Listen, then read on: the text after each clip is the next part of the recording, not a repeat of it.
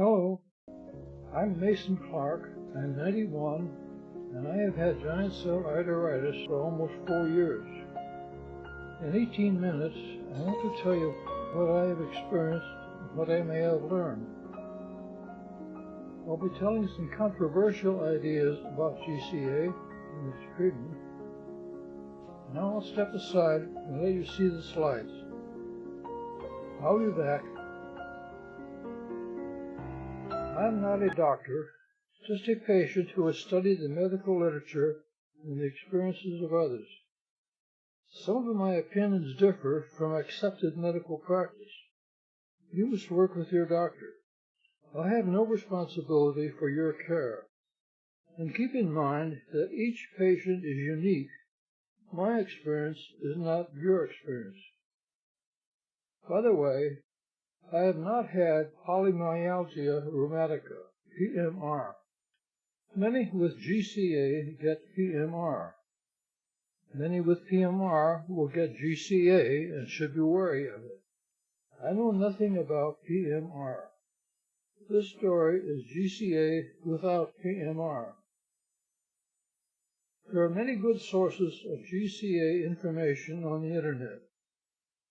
I'll give some good references at the end of this. There are two controversies in the treatment of GCA. One is caused by a misunderstanding of statistics. The other is a disagreement about the technique and objectives of treatment. One of my purposes today is to explain these disagreements. Giant cell arteritis is a grand nuisance. It need not shorten your life or keep you from doing whatever you do. You can see that I've been getting exercise during these years while hiking on the hilly trails of a local park. What is GCA, giant cell arteritis, also misleadingly known as temporal arteritis? Here is the College of Rheumatology's 5 criteria for diagnosing GCA. You have GCA, they say, if you have 3 of these 5. Notice that the minor surgery of a biopsy of the temporal artery may not be required. Doctors like to have it done for their record, but a negative result does not prove that you do not have GCA. If a large dose of prednisone gives relief of the symptoms in 1 or 2 days, this is strong confirmation of the GCA diagnosis, and it may have saved you from some loss of vision. On the other hand, if the prednisone does not relieve the symptoms, an alternative diagnosis must be considered. One of the early high-dose effects of prednisone is insomnia, which I managed by doing research during my 3 wide-awake hours of 1 a.m. to 4 a.m. This went on for only 3 or 4 weeks. The sleeping pill Ambien was not a solution, but I won't elaborate on that here. I acquired more than 400 files of comments, articles, abstracts, discussions, and a book or 2. The red book on top of the pile is entitled The Systemic Manifestations of Temporal Arteritis. So GCA is not just temporal, it is whole body, large artery arteritis. My obsession with information led to my writing my own webpage and a book. Both are free for you. Here are a few of the titles I collected. The Iowa article is a must-read for its treatment disagreement. Disagreement helps keep the mind alert. I can only give some brief remarks for what I have learned during these 4 years of computer research and my GCA experience. A detailed explanation of the arteritis and its treatment requires more pages of writing than can be given here.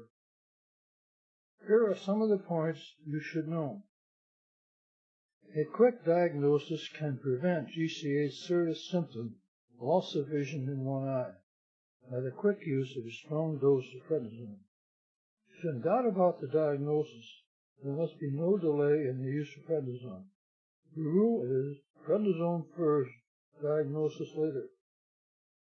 A few days of prednisone, then stopped, does little or no harm. However, if GCA is confirmed and a program of prednisone is continued, the drug must be withdrawn slowly and with great care. It is a balancing act between damage to arteries by GCA and the many dangerous side effects of prednisone. And lying in the bushes waiting for a chance to attack is a dangerous adrenal crisis that simulates Addison's disease if prednisone is withdrawn too quickly. Regard it all as a game you must learn to play. It is important to understand that prednisone does not cure anything. It only acts to reduce inflammation. It is the inflammation that causes damage to arteries, restricting the flow of blood. Prednisone reduces the inflammation but has serious side effects. One of the side effects is a song. Prednisone will make you get real fat. Prednisone will give you cataracts. Prednisone, it will destroy your bones. So take some prednisone. Yes, there is a song about prednisone. This is just a sample from Carla Albrecht's song on YouTube. Search YouTube for prednisone, and while you are there, see Lisa Copen's giggle about the side effects of prednisone. Search Google for prednisone song and prednisone giggle. The prednisone itself does damage. What is necessary is a balance between GCA damage and prednisone side effects. The tests for this balance are symptoms and blood tests. The symptoms are many and variable. Each person is unique. Consult your doctor. There are two blood tests commonly used: sedimentation rate, ESR, and C-reactive proteins, CRP. Accurate treatment of GCA requires careful record keeping. A graph of the course of the arteritis inflammation and the prednisone treatment is really necessary to avoid overtreatment or insufficient treatment. My clinic provides this graph. It shows how my ESR varied over 4 years of having GCA. The laboratory signals the doctor if ESR is greater than 20. Without such a graph, it is difficult to manage prednisone. A diary of symptoms is also helpful and strongly advised. Here is a graph of my ESR and CRP over 4 years. CRP usually confirms ESR, might reveal a possible error, and is customarily measured along with ESR. An eminent specialist of the ophthalmology department of the University of Iowa has a strong opinion that only the blood test should be used to guide the prednisone dosage. This is based on much experience with GCA loss of vision. It is not the rule commonly given by rheumatologists for further damage of the many prednisone side effects. Interested in giants of arteritis, I was at the Mayo Clinic, and they taught me a sentence which I think is most critical for you to know and for us to know. Namely, that the goal of therapy is to treat the patient and not to treat the laboratory. I think that is very important for everybody to know, because we are getting so used to looking at laboratory values, and then the question comes up, do we need to treat because the sedimentation rate has gone up? And the answer to that is, don't treat the sedimentation rate, treat the patient. However, Dr. Hara of Iowa states, quote, a titration of the steroid dosage with the levels of ESR and CRP is the only safe and reliable method for tapering down and following up steroid therapy, and using clinical symptoms and signs of GCA as a guide often recommended by rheumatologists, is a dangerous practice to prevent blindness. This is the Iowa experience of prednisone withdrawal for 145 patients. Only 7 were offered prednisone in 1 or 2 years. Half were above 7 milligrams at 4 years. One woman needed 1 milligram for many years.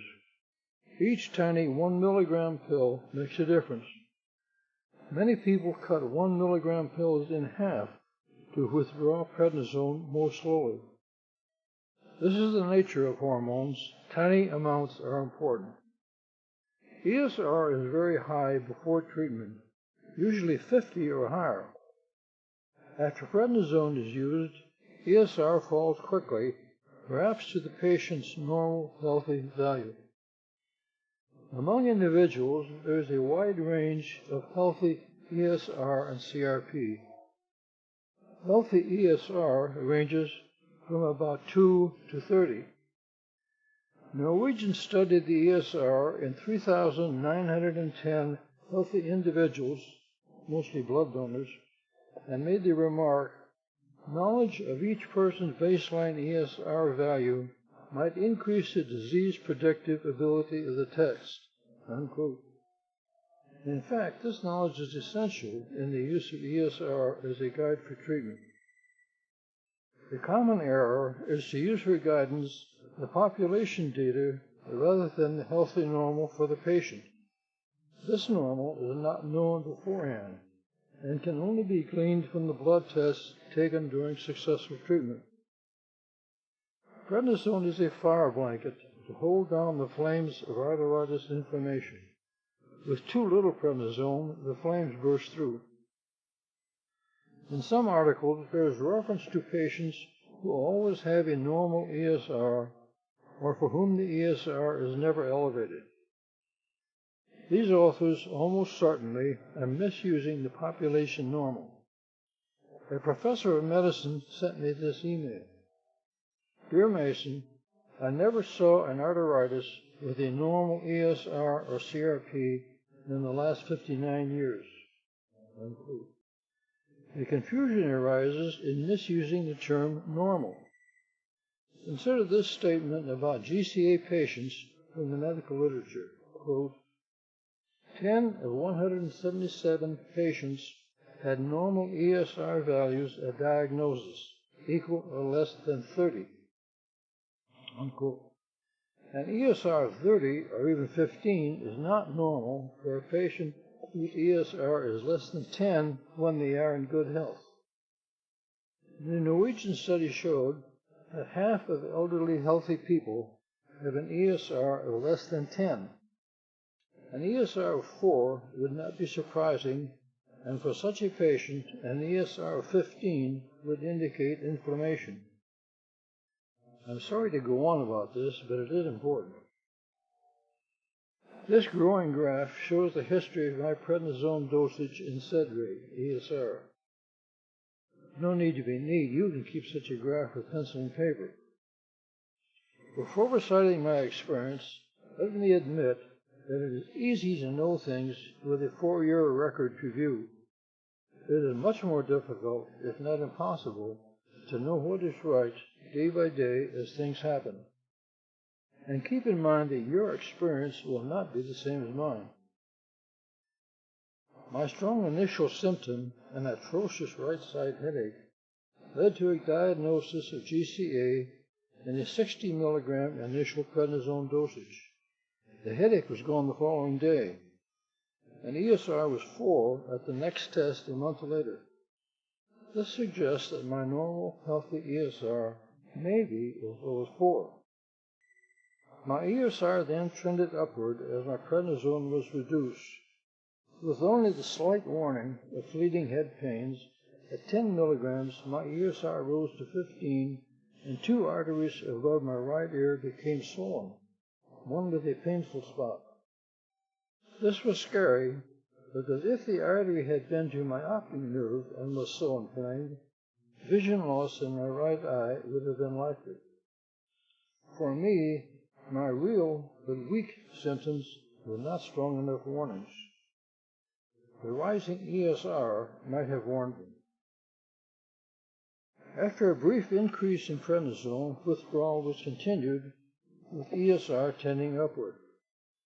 An ESR 36, high by any standard, led to an increase in prednisone, and again an attempt at withdrawal from 7 to 4. My legs feeling wooden and a rising ESR forced a return to 7, and again a slow withdrawal to 4, then an ESR flare of 40 forced another return to 7 milligrams.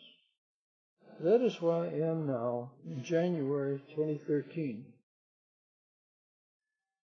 Notice that ESR may still be substantially above my personal normal, which I suspect is in the range of 4 to 7.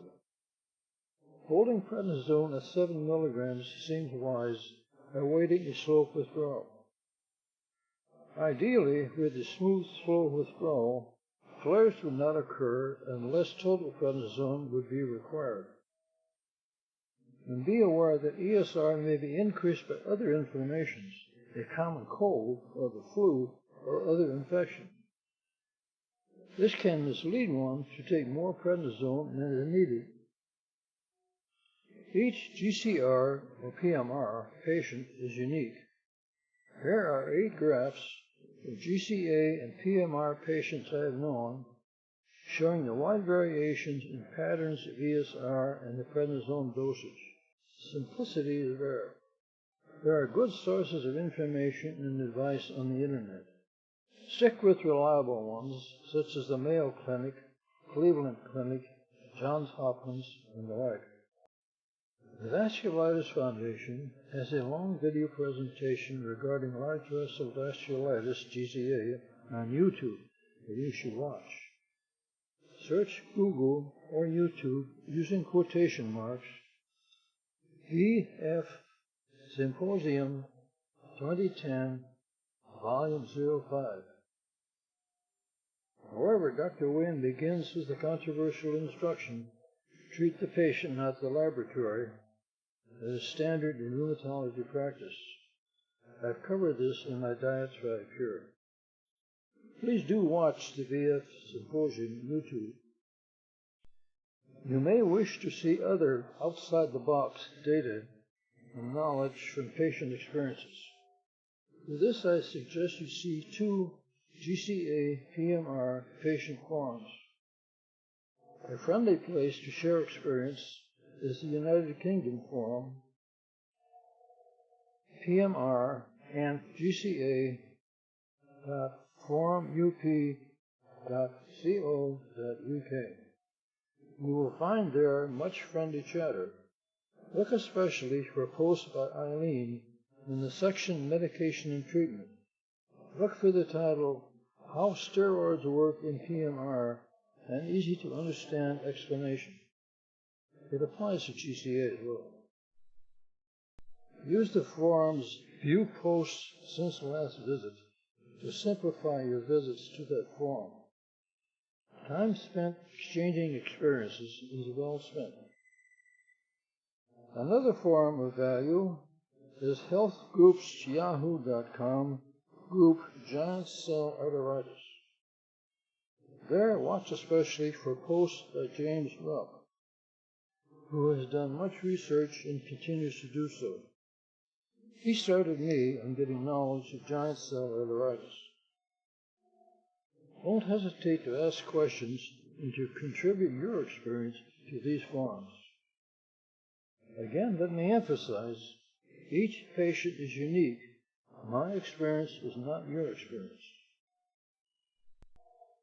My website has more details of my own experience, and the 42-page book gives even more information and explanations.